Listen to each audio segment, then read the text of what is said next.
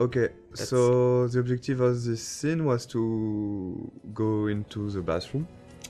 I think you can hear the great sound work.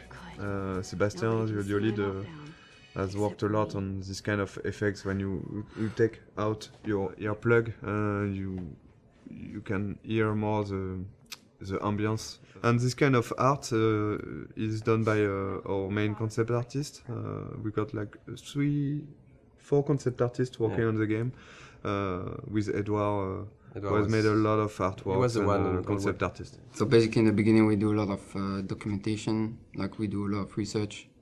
From all those pictures we can find on the internet, every room, every character needs to tell you a story, who they are, what they do. And just for following the scene, even for the mood, when it's still the rhythm of the game. So we wanted this scene in the bathroom to have a really cold and harsher and more contrasty lighting, to be different from the soft and warm lighting from the art class before. I think this scene, there was here one of the mistakes we have done with the game. For example, when Max is tearing apart the Polaroid. In fact, I don't know if you have tried to tear apart a Polaroid, but it's quite impossible. Yeah, you can. We tried it. You can't do it. It's too strong. It's plastic, it's and it's impossible to tear it like she does. But of course, there is a lot of symbolic behind this, and so we decided to keep it, even if it's non-realistic. Maybe it's a bad Polaroid quality, and we can do it. So you can see the butterfly coming in from the window. There's a lot of symbol behind this.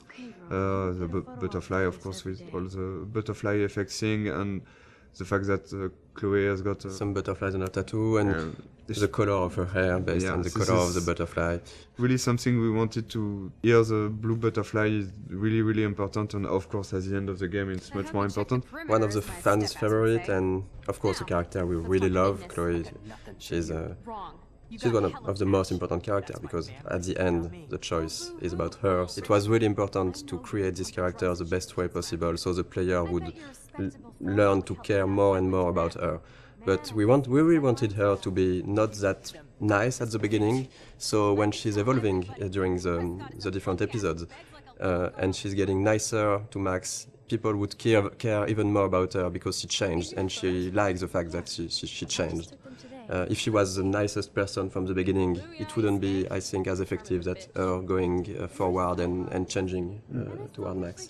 Sometimes some players hated Chloe during the first episode, and I think it's not a bad thing, because you can dislike a lot of things about her personality, and after in episode 3, and of course at the beginning of episode 4, there is really something more to this character, and I think it's like having in real life with a friend. There is always some things you don't like, and the relation between Max and Chloe talk about that, and I think it's really interesting to see how the player will learn to like more and more Chloe. And I think it was one of the biggest challenge of the writing process, because we have 5 episodes, we have a limited amount of time, and we need to find the good beats and the good pacing to make those characters evolve. It's a really intimate story, and it's mostly just centered on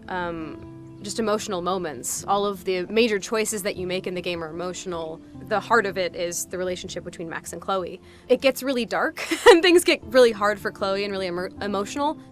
In the game, one of our goals was also to be able to talk about real life issues, about some social themes and difficult themes that can be experienced in real life. I mean, it's different to other games where there are bigger issues like situation of life or death or war or stuff like that. And in this game, we wanted really to focus on more human issues on a smaller level. The mood of the game and the themes of the game.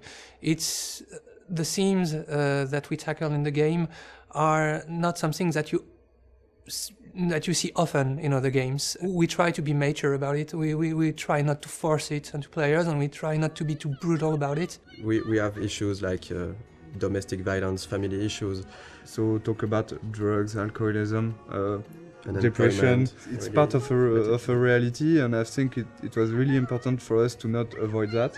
And I think it's a great video game is also a great media to talk about that, because as a player you will be involved maybe more than just looking at a movie or reading a book. You will be really part and actor of this experience. We were not sure that Square Enix, the publisher, would approve all the themes, the intense scenes we have, and how we deal with them. And really early in the discussions, we were relieved to see that they didn't want to change anything. They just wanted to make sure that we deal properly with the scenes or themes, and this is exactly what were our intentions. So. It's again a key scene for episode 1. It's the first time you see Nathan and Chloe. First scene with the character is really, really important. We got a lot of information to give to the player. And we needed to show that Nathan was quite a troubled child, a teenager, I mean. So this is him talking to himself at the beginning. We had to fine-tune and to find the good words to use. Then we see Chloe for the first time. We have to show what's her character, so she's direct and a bit pushy to Nathan. We need still to understand what's happening. So they're talking about money, about drugs. We had to find the right hints to give to explain things. So we don't want to lose the player.